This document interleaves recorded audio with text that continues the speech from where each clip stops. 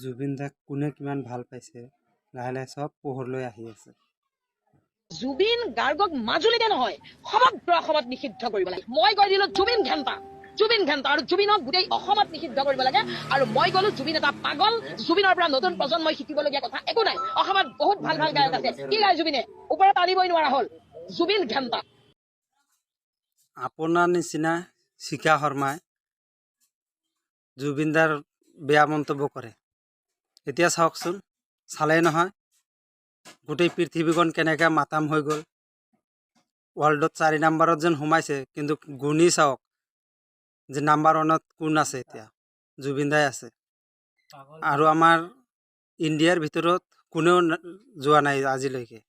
আমাৰ জুবিনদা গ'ল পাৰ হৈ। আৰু আপুনি কয় জুবিনদাক পাগল বুলি।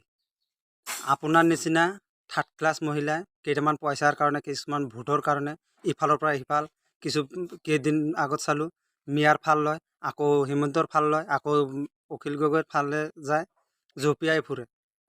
জুবিনদা পাগল নাছিলে, পাগল হ'ল আপোনাৰ নিচিনা থাৰ্ড ক্লাছ মহিলা মানুহ।